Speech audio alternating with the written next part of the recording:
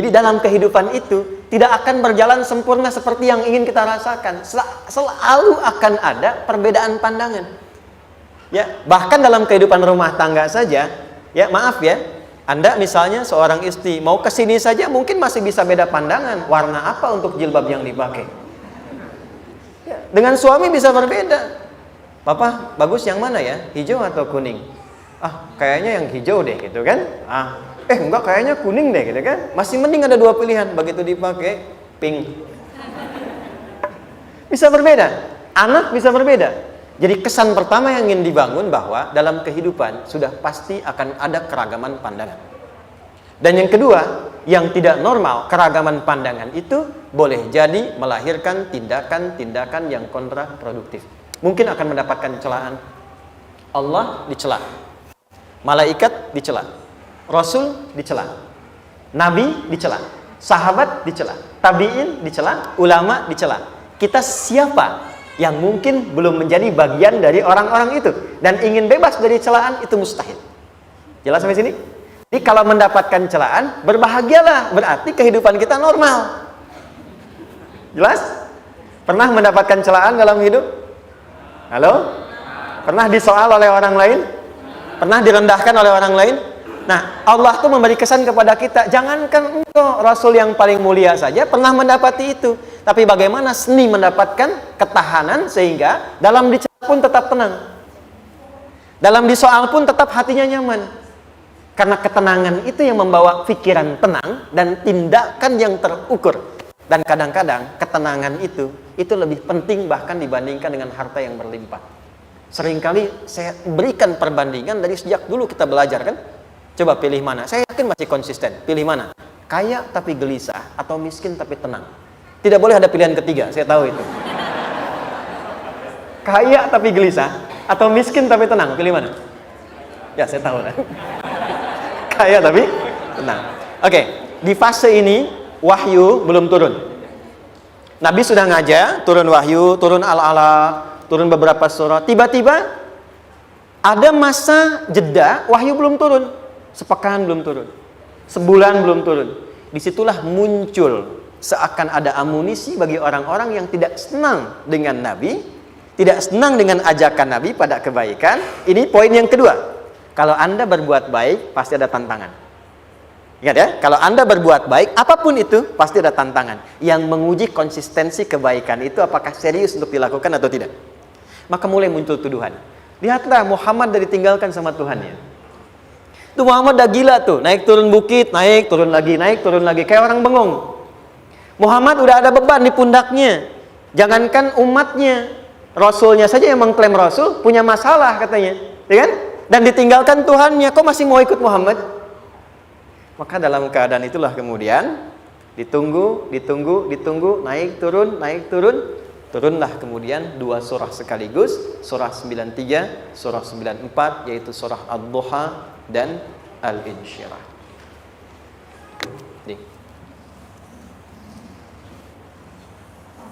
Oke. Ini materinya dahsyat ya. Penting sekali, saking pentingnya ini cepat habis tuh. Sekali lagi. Jazakallah khair. Ya, kelihatan ya. Baik, yuk pelan-pelan. Jadi turunnya surah Ad-Duha dan surah Al-Insyirah, hikmahnya satu atau fungsinya satu, memberikan petunjuk bagaimana mengatasi satu persoalan sesulit apapun, tapi masih dapat menghadapinya dengan keadaan yang tenang. Satu surah ini atau dua surah diturunkan untuk membimbing setiap hamba menuju kepada ketenangan hati. Dua, membangun kekuatan mental sehingga dalam situasi apapun dia tetap kuat mengatasi berbagai persoalan kehidupan. Nanti terapannya banyak, di bisnis ada. Nanti saya turunkan contohnya. Kadang-kadang ikut tender, sudah bagus, sudah menang, tapi proyeknya diambil orang. Ada yang begitu? Nanti ada ayatnya, ada. Nanti kita turunkan. Udah siap-siap, kan? Pengen melamar, ternyata keduluan orang, gitu kan?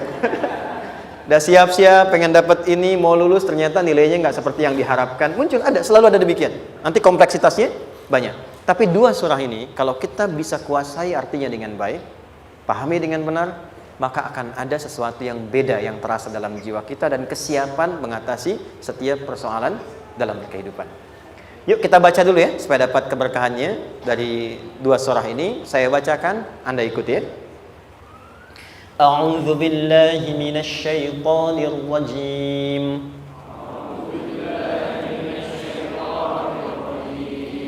Bismillahirrahmanirrahim. Wadduha والليل إذا سجى ما ودعك ربك وما قلى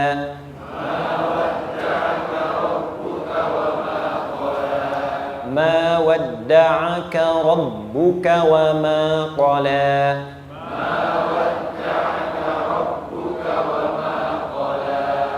وللآخرة خير لك من الأولى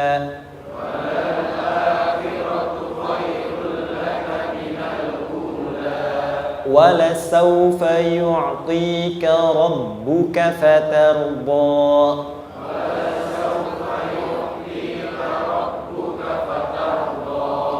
ألم يجدك يتيما فآوى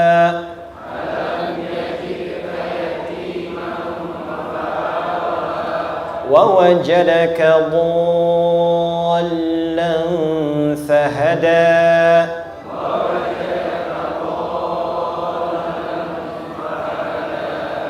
ووجدك عائلا فأغنى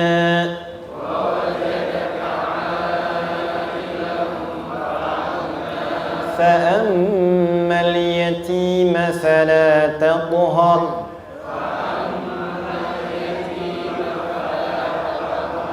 وأما السائل فلا تنهر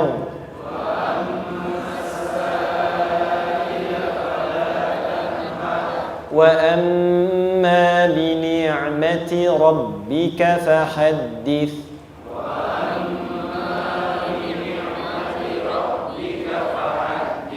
Baik, satu surah dulu, alhamdulillah.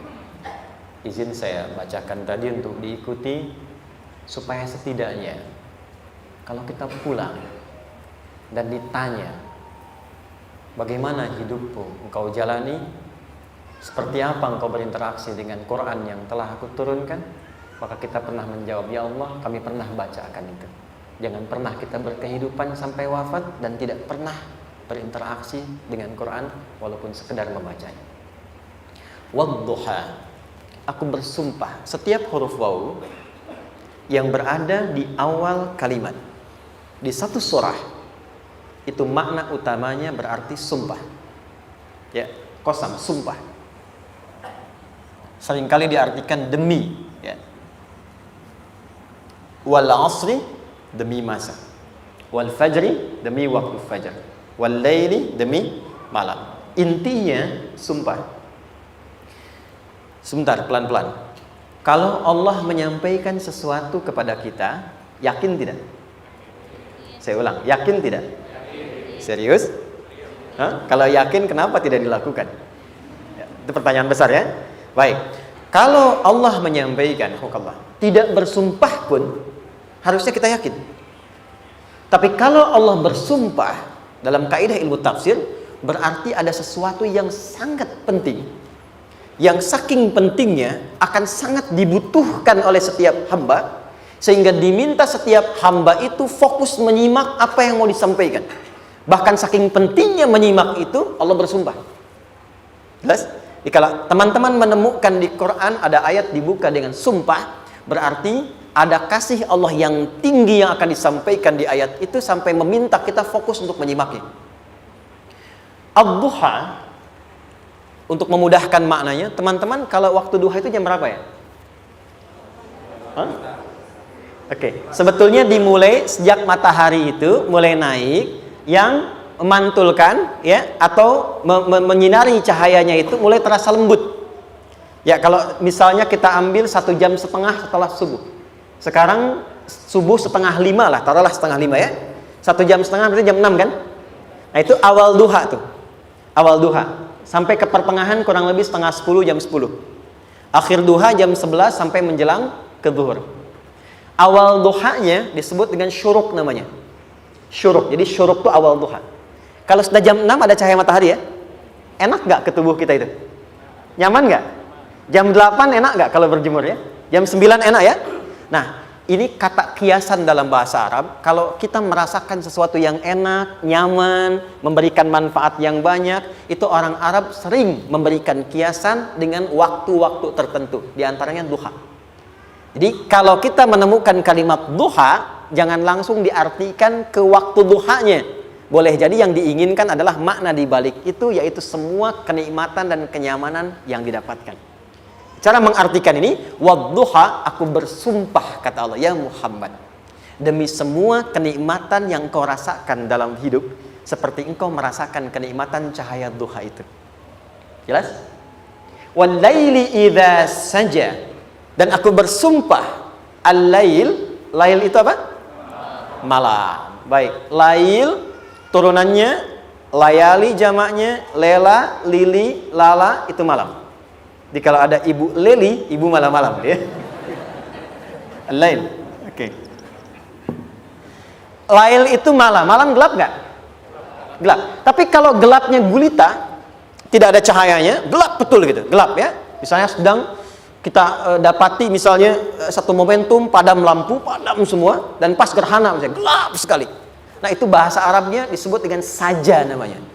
Ya, saja. Wal laili idza saja. Dan malam apabila telah gulita, zaman Nabi kan nggak ada lampu, ya, belum ada PLN, ya, dan seterusnya. Jadi gelapnya betul-betul gelap. Saya mau tanya sebentar, biasanya kalau situasi gelap itu mudah nggak menemukan benda tertentu? Melangkah mudah atau sulit? Tidak mudah untuk dilakukan kan? Dalam bahasa Arab, kalau kita ingin mengungkapkan satu kegamangan yang luar biasa, sampai kita merasakan gelap dan sulit melangkah. Bukan hanya karena nggak ada cahaya, mungkin karena ada pekerjaan tertentu yang menyulitkan, masalah tertentu yang menyulitkan, sehingga merasa seakan-akan kita tuh gelap. Makan nggak enak, melangkah susah. Pernah nggak merasakan situasi yang saking beratnya satu beban itu seakan-akan makan nggak mau, melangkahnya berat, ada vertigo, kadang-kadang pusing. Pernah merasakan itu? Itu bahasa Arabnya, wal-laili idza saja.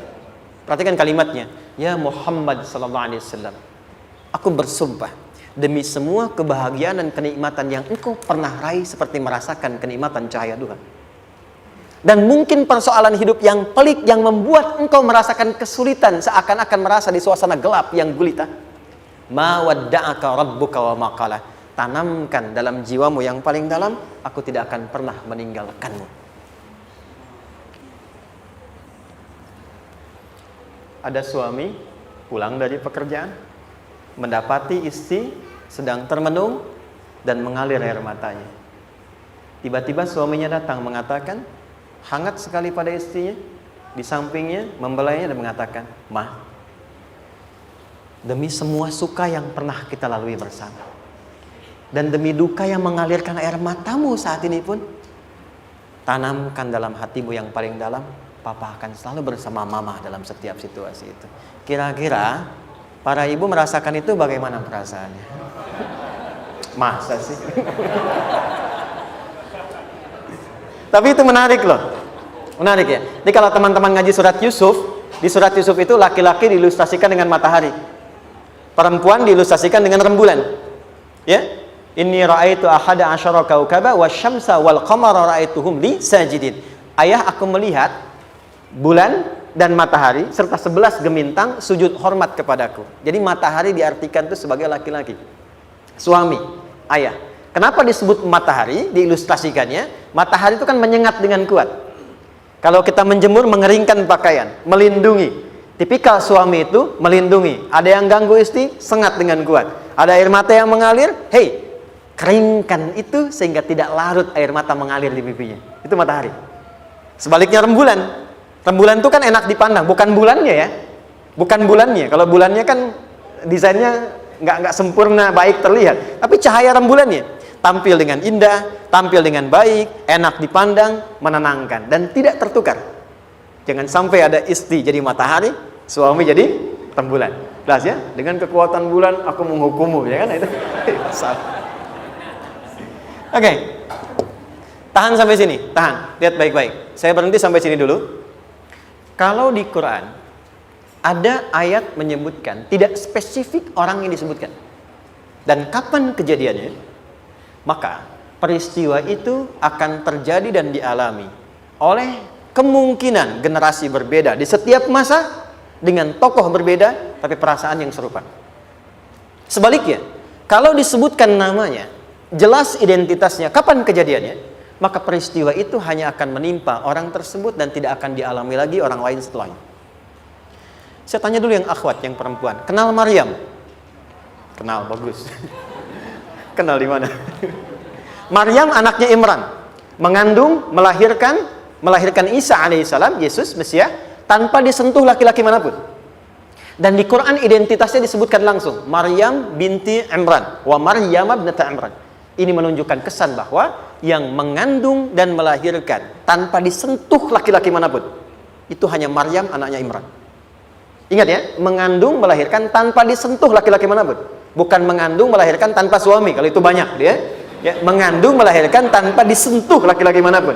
Hanya Maryam binti Imran. Tapi kalau nggak disebutkan siapa orangnya, kapan kejadiannya, tidak detail disebutkan, ini artinya situasi itu akan dialami kembali oleh orang di masa depan dengan generasi yang berbeda tapi substansi yang sama. Pertanyaannya, pernahkah kita mengalami situasi yang sulit sampai seakan merasa gelap? Nah, baik, maka adab yang pertama, jika mengalami situasi seberat apapun dalam berkehidupan, maka dekati Allah Subhanahu wa ta'ala. Ini awalnya, dekati Allah. Apalagi kalau ada yang mengatakan ini nggak mungkin, ini nggak akan terjadi, ini nggak bisa. Kalau sudah ada tanda seperti itu tanda langsung dari Allah, supaya Anda diminta langsung mendekat kepada Allah dan tinggalkan semua makhluk. Karena Allah hanya akan mengabulkan langsung kepada Anda tanpa perantara siapapun. Itu yang terjadi pada Nabi Zakaria. Ini nggak mungkin, ini mustahil. Maka beliau langsung memohon kepada Allah dan langsung menyebutkan, ya Allah, saya minta darimu saja, tidak dari yang lain. Maka dikabulkan seketika. Jadi yang pertama, jika punya kesulitan sebesar apapun, seberat apapun, cepat dekati Allah.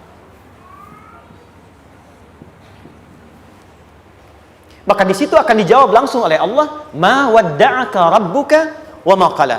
Hambaku, sepanjang engkau mendekat kepadaku, maka yakinkan dalam dirimu, situasi apapun yang kau rasakan, aku tidak akan pernah meninggalkanmu. Sudah? Satu? Paham sampai sini? Oke. Pelan-pelan ya. Saya belum bicara caranya. Saya baru bicara di awal motivasinya. Dekati Allah dulu, nanti caranya didetilkan di surah Al-Insyirah. Teruskan. Ma wadda'aka rabbuka wa ma qala. Walal akhiratu khairul laka minal. Perhatikan. Hei, seberat-berat bebanmu saat ini, ingat, satu saat akan tuntas. Dan ini pun ujian. Kalau sudah meninggal, gak ada ujian lagi. Dan nanti kehidupan yang sekarang, apapun yang kau pertentangkan, perdebatkan, perselisihkan, itu semua akan ditinggalkan. Jadi ternyata Allah mengungkap hakikat kehidupan dunia. Apapun yang diperselisihkan, tuh unik ya. Orang berselisih pada yang akan ditinggalkan. Aneh nggak? Ada orang berebut makanan, kan? Rebutan sampai berkelahi dan sebagainya. Pada akhirnya makanan yang diperebutkan itu pun akan ditinggalkan. Yang ini meninggal, itu meninggal. Jadi memperebutkan sesuatu yang pada akhirnya akan berakhir. Kata Allah, Allah sampaikan, jika Anda mengalami situasi, sesuatu yang mungkin membuat berat, tanamkan pada jiwa kita, hei, yang aku kejar-kejar ini, boleh jadi aku akan tinggalkan juga. Kenapa aku harus menangisi dan larut pada sesuatu yang tidak abadi? Maka Allah hibur kita dengan mengatakan, kamu tenangkan diri dulu. Semua yang kamu pikirkan sampai membuat kamu berat begini, pada akhirnya kamu tinggalkan. Dan yang abadi itu akhirat. Walal akhiratu khairul laka minal.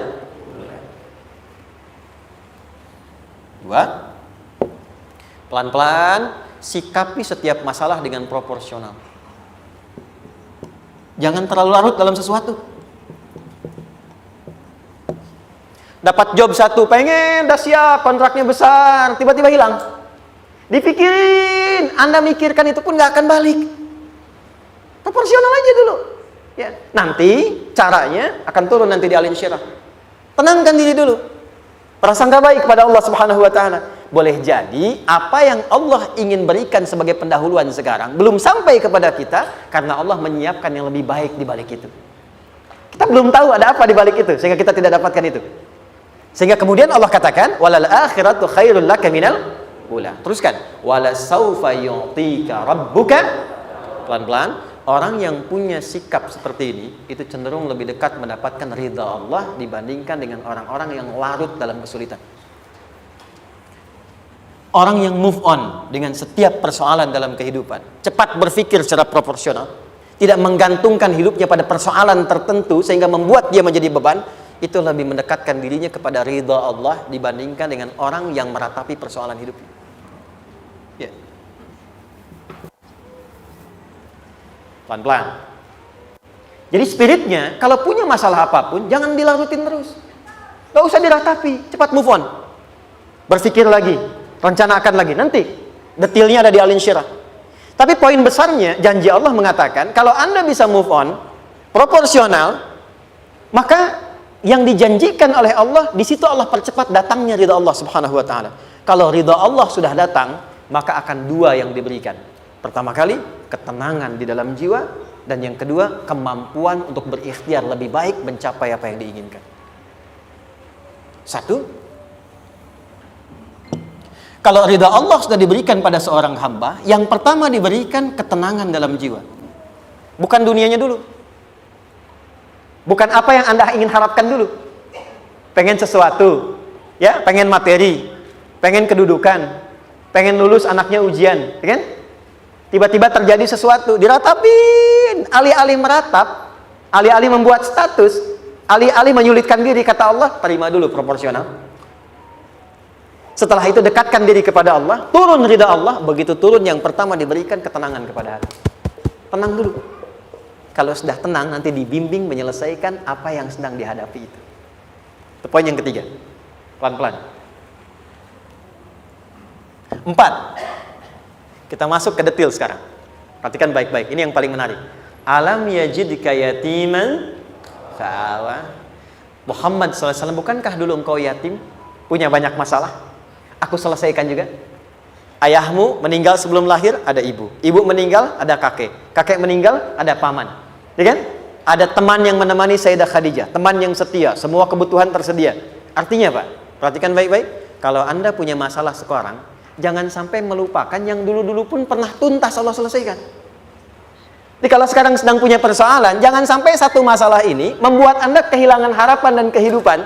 Sementara Anda sadar, dulu pun banyak masalah kok selesai juga. Kenapa dengan yang satu ini kita harus jatuh? Sekarang usia berapa?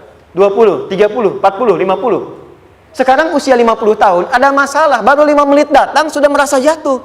Yang 50 tahun ke belakang yang banyak selesai itu kita nilai atau tidak?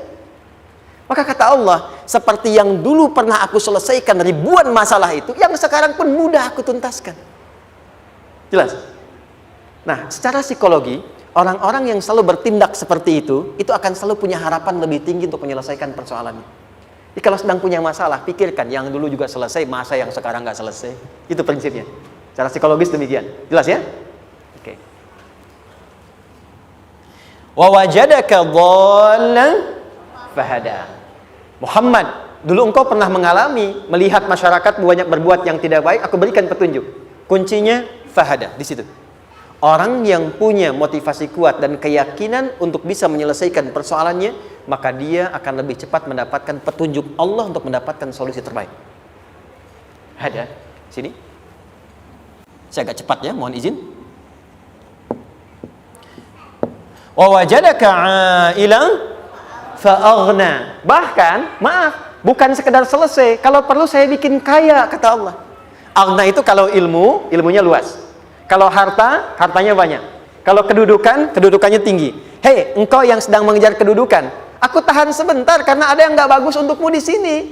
Tapi kalau kamu terima, aku angkat itu lebih daripada apa yang kamu harapkan. Kamu pengennya bintang 2, aku naikkan sampai bintang 4. Kalau perlu 5 sekalian. Hei, kamu yang in kampus di sini, aku tahan, bahasa kamu nggak lulus, kamu nangis, kamu mengadu, kamu datang pada orang tuamu. Orang tua mulai protes, mulai curhat macam-macam. Terima dulu. Mungkin di sini ada yang tidak baik seperti doa ibumu yang sering memohon, ya Allah, jangan sampai anakku berbuat yang salah. Jangan sampai terjebak narkoba. Jangan sampai terbawa tawuran. Di sini ada yang kurang tepat untukmu. Kalau kamu ridha, kamu terima, kamu proporsional, bahkan aku pindahkan ke kampus yang lebih baik yang tidak kamu bayangkan sebelumnya. Di orang-orang yang selalu menerima apa yang Allah ujikan dan ridha dengan itu, maka Allah akan angkat derajatnya bahkan melebihi ekspektasi dirinya. Paham? Kalau sudah seperti itu, maka lihat ujung ayatnya. Lihat ujung ayatnya. Fa'ammal yatima fala taqhar. Maka jangan pelit berbagi kepada orang lain. Share. Kalau sudah sukses, share. Berbagi, bukan hanya materi, bagi ilmunya, ya, bagi kebahagiaannya. Wa ammas sa'ila fala tanhar. Jangan sampai nunggu orang minta. Kalau lihat ada kawan yang butuh, sekarang Anda sukses. Tapi boleh jadi kesuksesan Anda itu tangganya dari teman-teman Anda. Kalau sudah teraih ke atas, lihat lagi anak tangganya ke bawah. Ajak teman, jangan ditunggu minta. Ajak, bawa dia, berikan peluang. Jangan sampai dia minta, apalagi Anda bentak-bentak. Aku kan yang dulu bantu kamu. Jangan sampai keluar kata-kata itu. Kamu bisa naik di atas karena aku kan yang dulu bantu kamu. Kamu bisa jadi pemeran utama karena aku yang rekomendasikan. Karena aku yang dorong kamu, misal. Jangan sampai keluar kata-kata itu. Apalagi langsung keluar, tidak. Ini karena ilmuku saja misalnya. Kalau itu bisa dilakukan dengan baik. Lihat ujungnya. Wa amma bi ni'mati rabbika fahaddits. Maka semua nikmat yang dirasakan akan mudah untuk diimplementasikan dan disyukuri. Jadi semua nikmat itu bukan cuma dirasakan. Jadi membagi semua nikmat itu adalah rasa terbaik untuk menikmatinya. Maaf ya, Anda kalau punya makanan, dimakan sendiri. Dengan dibagi sama-sama, kira-kira rasa nyamannya yang pertama atau yang kedua? Kedua. Makan sendiri, enaknya sendiri kan? Tapi ketika ada teman berbagi dan tahu, oh enak ya, nyaman ya, ada kebahagiaan, ada ngobrol, ada tertawa, ada kebersamaan, itulah inti nikmat yang sesungguhnya. Wa amma bi ni'mati rabbika, ternyata masalah yang diberikan bukan ingin memberikan beban, tapi ujungnya, endingnya supaya Anda bisa mendapatkan nikmat berkualitas yang bisa dibagi.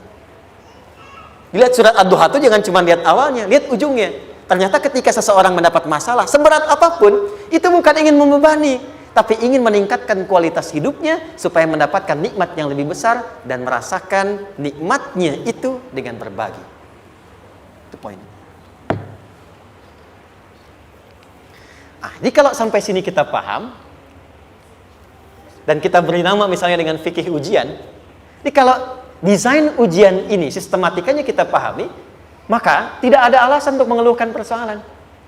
Jadi melihat masalah itu bukan sebagai beban, pada akhirnya melihatnya sebagai tangga untuk mencapai kebahagiaan. Jelas sampai sini? Baik, kalau sudah seperti ini ingin punya masalah atau tidak ingin punya masalah? Tidak. Ingat ya, jadi kalau anak pulang bawa masalah, dilihatnya jangan beban. Oh, Allah ingin menaikkan kualitas pada anak saya, yang dengan itu menjadikan ia mendapatkan nikmat yang belum pernah didapati. Kalau rumah tangga sedang ada masalah, jangan banyak diperseterukan, tapi direnungkan sejenak. Oh, Allah ingin meningkatkan kualitas rumah tangga ini, sehingga kita bisa mendapatkan nikmat yang tidak pernah didapati sebelumnya. Makanya nikmat berumah tangga itu yang terbesar, selalu bertambah ketika menyelesaikan masalah. Silahkan cek. Kalau sedang ada masalah berseteru kan, tapi setelah selesai kan jadi lebih nikmat ya. Ya, lebih senang lagi, lebih cair lagi, lebih bahagia lagi, lebih mendukung lagi. Ternyata ada nilai-nilai kebaikan yang tersimpan yang belum disadari sepenuhnya. Pertanyaannya, kadang-kadang mudah diucapkan, tapi tidak mudah mempraktekkan. Bagaimana itu semua bisa ditempuh dengan baik sehingga ketika mengalaminya kita bisa tenang menghadapinya. Maka turunlah surah Al-Insyirah. Saya cepat.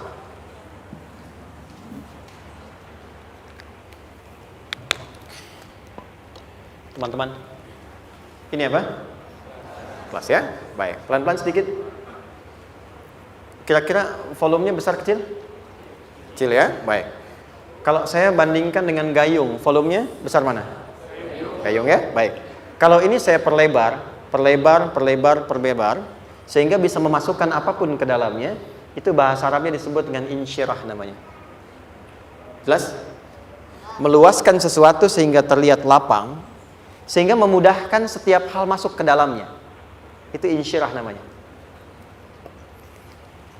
Surah ini diberi nama dengan surah Al-Insyirah, yang berarti sesuatu yang lapang, yang tenang, yang nyaman. Yang diharapkan dengan keadaan hati yang lapang, nyaman, tenang itu, segala persoalan yang dihadapi dalam kehidupan akan mudah diterima dan tidak berdampak besar dalam menyikapinya. Maka bagaimana kemudian Allah memberikan turunan-turunan petunjuk supaya apa yang diharapkan ini bisa tercapai? Satu, izin mengilustrasikan. Saya kasih cerita sebentar. Ada seorang anak muda, kisah ini sangat viral, hampir setiap kita bisa mendapatinya. Datang kepada seorang kakek tua di sisi danau yang jernih sekali airnya. Dia berkeluh kesah tentang persoalannya. Dia katakan, saya punya masalah begini. Berat sekali terasanya. Kakek itu kemudian permisi, dia hanya membawa 2 genggam garam. Kemudian beliau bawa 1 gelas, ilustrasinya seperti ini. Dimasukkanlah kemudian garam itu ke gelas itu. Lalu diambil 1 gelas air yang jernih tadi dengan garam segenggam. Kata beliau, minum. Pemuda itu mengatakan, wah asin, minum aja dulu. Lalu ketika diminum, langsung ditumpahkan. Dia muntahkan, asin katanya. Lalu setelah itu kakek yang tadi melepaskan segenggam sisanya, dilempar ke danau tadi yang luas. Lalu diambil lagi dengan gelas yang sama. Sekarang minum. Bagaimana rasanya? Segar, enak, nyaman. Itulah hatimu. Kalau hatimu sempit sesempit gelas ini, maka masalah sekecil apapun akan selalu menghadirkan kesulitan seperti engkau menelan garam tadi. Tapi kalau hatimu luas, sebesar apapun masalah, tidak akan pernah berdampak pada dirimu kecuali engkau mampu menyusun rencana untuk mengatasinya. Kelapangan hati yang membuat diri kita mampu menerima persoalan apapun, itu yang disebut dengan insyirah. Makanya dulu tahun 90-an ada sinetron Hati Seluas Samudra gitu ya. Saya pernah tahu itu. Sama anaknya diapa-apain juga, masih aja ya menerima gitu. Dulu siapa ya? Jeremy Thomas dan lain-lain ya. Saya kira ada itu. Ya, saya kira itu ya. Saya pernah lihat sejenak ya. Saya jarang-jarang nonton itu. Pernah lihat aja. Saya senang riset. Jadi kalau riset itu ada riset dakwah, ada riset materi. Saya teman-teman yang musik gitu ya, saya tidak terlalu dekat dengan musik karena saya di Quran gitu. Tapi untuk mengetahui hukum musik itu bagaimana, saya riset. Sampai ke notasi saya tahu. C D F G A B C D F G D F G A B C D A B C D F G A F G A B C D E B C D E F G A B C D A B gitu kan ya? Ya, tapi kalau diminta piano, gitar, ini saya nggak bisa. Ya, tapi untuk menentukan hukum, nah kita bisa paham gitu. Misalnya boleh nggak baca Quran pakai langgam Jawa gitu kan? Nah, hukumnya apa? Nanti dari teori itu muncul. Ya, paham ya? Nah, oke, balik sini. Perhatikan baik-baik. 1, saya agak cepat. Ini ditafsir langsung turun Al-Insyirah. Yang pertama, alam nashrah laka sadrak wa wada'na anka wizrak allazi qadha dhahrak. Tahan sampai sini dulu, 3 ayat. Saya mulai dari ayat kedua dan ketiga. Perhatikan baik-baik. Wa wada'na anka wizrak allazi qadha dhahrak. Artinya apa? Artinya satu beban yang diletakkan di pundak yang berpengaruh kepada semua bagian tubuh. Kita pernah melakukan atau melihat yang angkat beban ya? Beban kan semakin berat diangkat, semakin terasa ke bagian tubuh ya, ke semuanya. Nah, itu namanya wizrak alladzi anqadha dhahrak.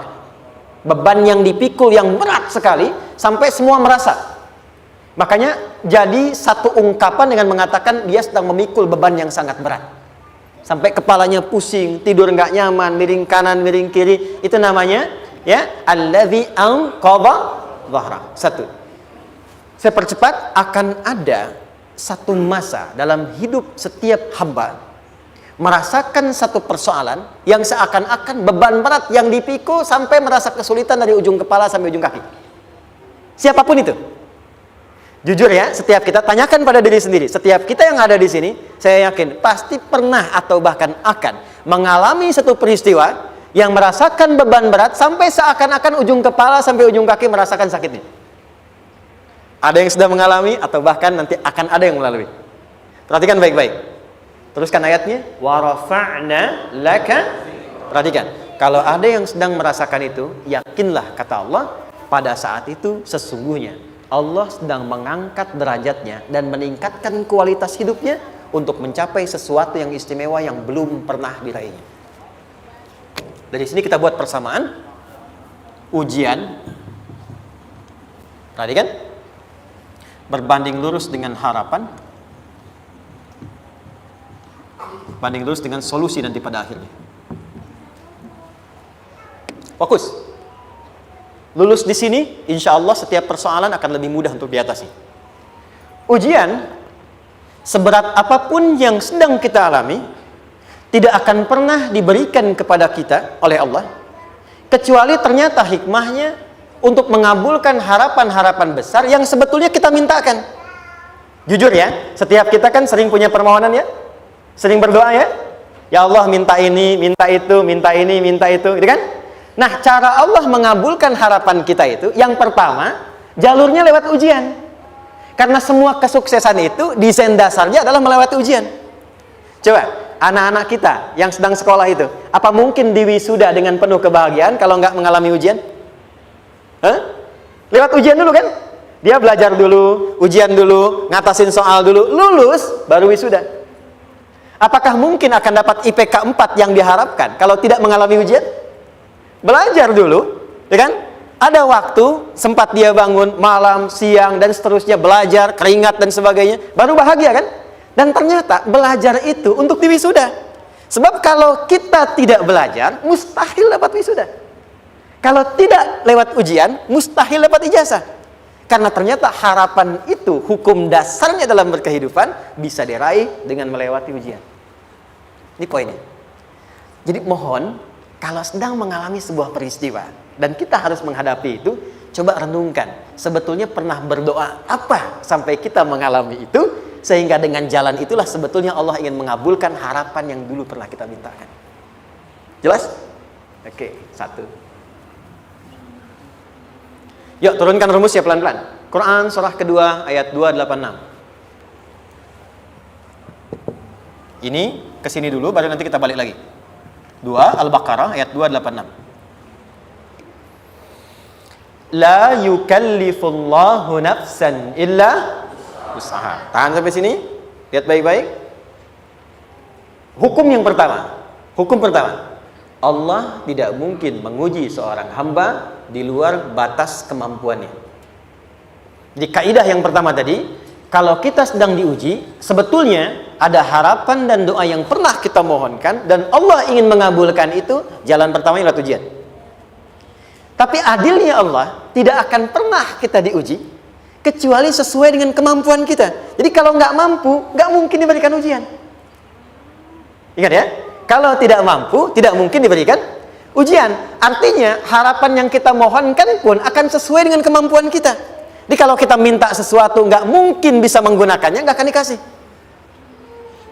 Nah, balik ke sini untuk memberikan ketenangan kepada hati kita. Kalau sedang menerima persoalan, setelah kita mengatakan, oh ini mungkin ada harapan yang ingin saya dapatkan, jalannya lewat sini. Untuk memberikan ketenangan kepada hati, begitu persoalannya tiba, langsung katakan pada diri kita, saya pasti bisa menjalaninya. Mustahil saya diuji kalau nggak mampu menjalaninya. Itu bahasa singkatnya. Ingat ya? Kalau ingin mudah menyelesaikan persoalan, kata Quran, setiap ada ujian, langsung katakan pada hati kita, insya Allah bisa. Nggak mungkin saya diuji kalau saya nggak sanggup. Jelas? Dan tanamkan itu pada hati yang paling dalam. Ini nggak mudah. Kalau cuma disimpan di pikiran, jadi beban. Tapi kalau Anda tanamkan dalam hati, seberat apapun masalahnya, pasti saya sanggup, pasti saya bisa. Pernah lihat dulu ada acara 90-an Benteng Hattori? Oke? Benteng Takeshi ya? Takeshi ya, gitu kan artinya kan bisa jawab ya. Saya tahu Ninja Hattori mendaki gunung lewati lembah, ya tahu ya. Son Goku, Son Gohan, apa? Saya tahu itu. Son Goku, Kamehameha, Piccolo itu yang nulisnya Suzuki Watanabe, saya tahu itu. Benteng Hattori, balik lagi ya. Benteng Takeshi ya. Puncaknya kan main pakai itu kan, pakai tank ya dan sebagainya. Tapi pernah ingat gak satu episodenya itu? Begitu akan bertarung, kan selalu ada motivator di sampingnya itu mengatakan, ayo, kamu bisa, gitu kan? Dia nggak ngaji Quran tuh. Kita punya ayatnya. Pernah nggak? Buka lagi ya dulu ya. Oke. Korea, kenapa bisa nyusul Jepang? Salah satunya, waktu Jepang itu maju, setiap di Korea itu ditanamkan dari mulai anak-anak TK-nya. Kita harus lebih daripada Jepang. Sejak anak-anaknya TK. Itu ditanamkan betul. Kita bisa, kita dari TK. Sehingga ketika di sana bikin Honda, sini Hyundai. Hyundai kan dibacanya Hyundai, ya kan? Sana Honda, sini Hyundai gitu. Di apapun yang dibuat Jepang, Korea harus lebih unggul. Itu ditanamkan dari awal. Bisa. Kita itu sekarang punya ayatnya. Jadi kalau sedang punya masalah seberat apapun, katakan pada diri kita, insya Allah bisa. Gak mungkin diuji kalau nggak sanggup. Bisa insya Allah. Bisa. Kenapa mah? Bisa. Jelas? Oke. Sudah di situ teruskan. Lanjutkan. Warafa'na laka dzikra. Teruskan. Fa inna ma'al usri. Nah, ini poin terbesarnya. Fa inna ma'al usri yusra. Fa huruf yang menunjukkan sesuatu berlangsung dengan cepat. Inna di ilmu nahwunya berbunyi begini, di gramatikal bahasa Arab. Harfu nasbin wa taukidin. Tansibul isma wa tarfa'ul khabara. Mabniyun 'alal fathi la mahalla lahu min al-i'rabi. Paham? Tidak.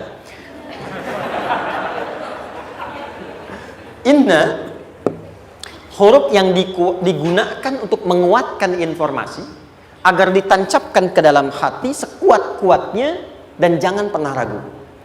Jadi kalau orang Arab itu nancapkan tongkat begini dan kuat, tidak goyah, itu nasab namanya. Nasabar rajula asahu fil ardi. Inna ini harfu nasab. Jadi kalau ada di Quran dibuka informasinya dengan inna, maksudnya begini, hei, tancapkan informasi dalam hatimu dengan kuat, jangan pernah ragu. Yakinkan pada dirimu. Apa yang harus diyakinkan? Ma'al usri yusra. Inna ma'al usri yusra.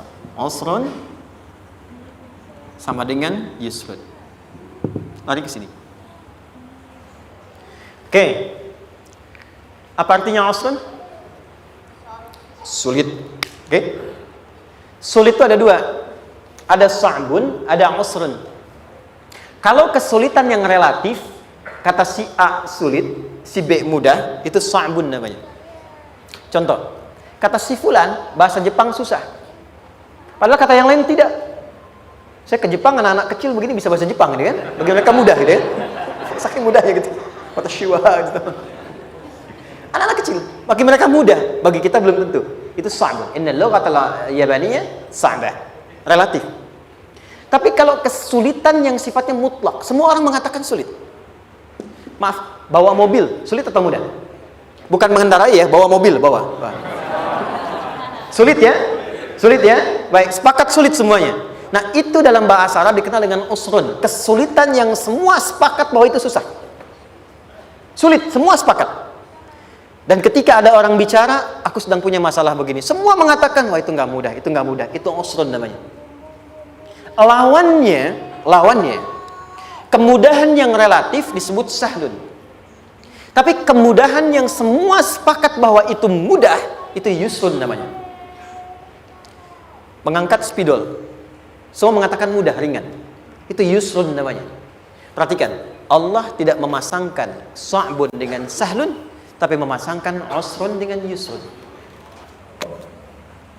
Orang-orang yang punya keyakinan kuat, setiap persoalan itu akan selesai, dan dia mengatakan pada dirinya, aku bisa melewatinya, maka perhatikan kalimatnya kata Quran, inna ma'al usri yusran. Sesulit apapun masalah yang sedang dia alami, maka Allah akan datangkan solusi semudah-mudahnya yang bisa dia nikmati.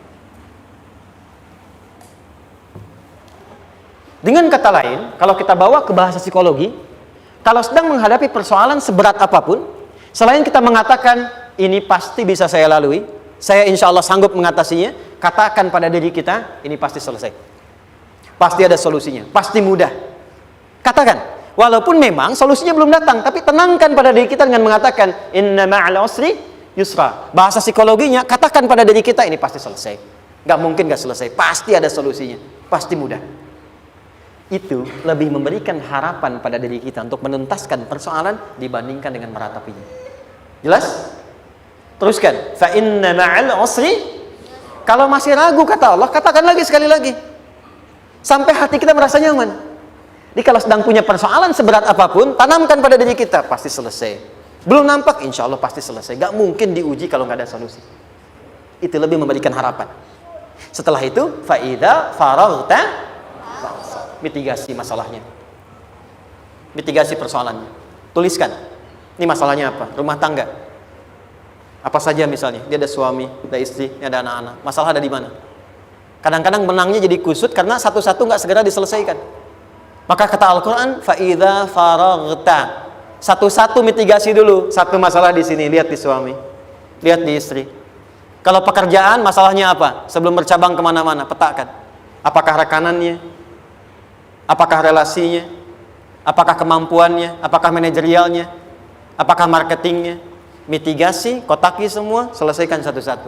Setelah itu, apa yang dilakukan? Wa ila rabbika, tawakal sepenuhnya kepada Allah untuk menentukan hasilnya. Tawakal itu yang paling mahal.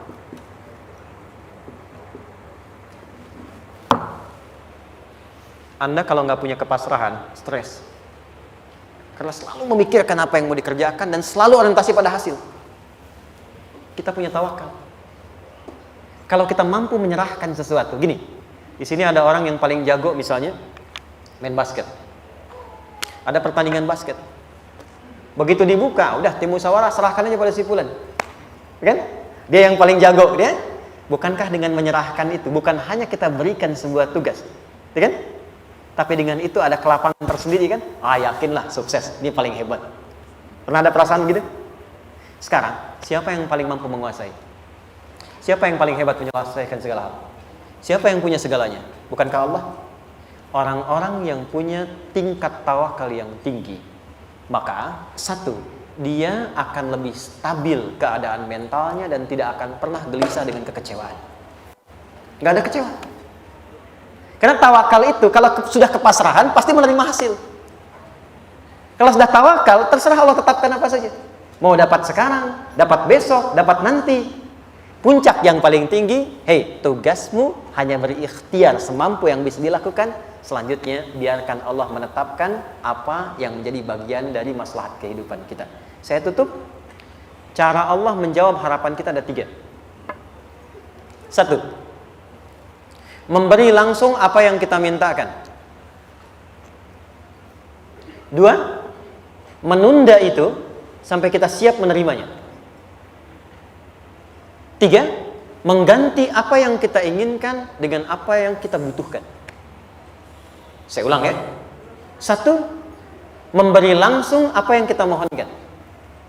Misal, ya Allah saya ingin A misalnya, anak saya pengen ke ITB. Tapi nggak mungkin tiba-tiba langsung masuk ITB kan? Pasti lewat ini dulu kan? Ada ujian dulu, ikut tes dan seterusnya diterima sesuai. 2, kadang menunda sesuatu sampai dia sanggup menjalaninya. Anda punya anak usia 5 tahun, pengen diberikan motor. Anda mampu untuk memberi motor, dikasih nggak? Tidak. Sampai dia sanggup mengendarai motor, baru Anda berikan. Terkadang ada yang kita minta sekarang, tidak didapati sekarang. Tapi ternyata tahun depan kita dapat. Kita harus sadar bahwa anugerah yang kita dapatkan tahun depan itu sebetulnya adalah hasil doa kita di tahun ini. Pernah dengar nggak kisah viral? Nabi itu berdoa baru dikabulkan setahun setengah. Setahun 6 bulan. Padahal itu Nabi loh. Kiblat pertama kita kemana? Palestina kan? Baitul Maqdis kan? Nabi berdoa, mohon terus nengok ke langit. Al-Baqarah 144, minta, jawabannya turun setelah setahun setengah, setahun 6 bulan. Ada yang mengatakan di tafsir setahun 8 bulan, baru dikabulkan setelah setahun setengah. Padahal kurang soleh apa Nabi? Nabinya siap, mungkin umatnya yang belum siap. Nabinya siap, tapi ada tantangan di masyarakat yang tidak mudah, yang mungkin bisa meruntuhkan dakwah, baru dikabulkan setahun setengah. Ketika semua umatnya sudah bisa siap menerima itu. Boleh jadi apa yang diminta orang tua sekarang terkabulnya mungkin belasan puluhan tahun pada anaknya yang nomor sekian. Tahu Imam Syafi'i? Imam Syafi'i itu kan nama aslinya Muhammad. Bapaknya Idris. Kakek yang ke atas, yang ketiga namanya Syafi'i. Kenapa disebut Imam Syafi'i? Dinisbatkan pada kakek yang ke atasnya. Ternyata kakeknya ini seorang ulama besar, saleh, memohon kepada Allah. Setiap di keturunannya ada yang bisa menggantikan lebih soleh, lebih baik lagi. Ternyata yang didapatkan bukan dari anaknya, tapi generasi keturunan yang kesekian. Anda belum sekarang bisa hafal Quran. Misalnya, Anda bermohon, berdoa, boleh jadi yang hafal, mungkin bukan di anak, bisa di cucu, bisa di bagian keluarga yang lain. Maka, terkadang tawakal itu tidak hanya memberikan hasil yang cepat, tapi memberikan keindahan yang terasa tertunda, tapi melengkapi kebahagiaan yang dirasakan. Penutupnya, boleh jadi minta ke ITB, diterimanya di Unpad. Minta motor, dapatnya mobil. Kalau itu senang, luar biasa. Minta mobil, dapatnya motor, gitu kan? Ternyata kadang-kadang di sini yang terakhir, saya tutup, Allah mengabulkan apa yang kita butuhkan, bukan apa yang kita inginkan. Anak Anda sakit, dibawa ke dokter, kata dokter jangan dulu makan jeruk. Maka Anda pulang, dia minta jeruk, Anda berikan apel. Saya nggak mau apel mah, saya pengennya jeruk. Nggak apa-apa nah, ini apel rasa jeruk misalnya kan? Anda berikan. Ternyata apa? Bukan ingin menyakiti dan tidak mengabulkan keinginan anak, tapi lebih memberikan apa yang dia butuh. Kadang-kadang maaf ya, teman-teman mintanya proyek A, udah capek, di situ nggak dapat, dapatnya di yang lain. Teman-teman, itu Allah berikan sebetulnya hasil ikhtiar Anda yang sebelumnya. Cuma dikasih yang lebih baik, yang tidak Anda pernah bayangkan maslahat.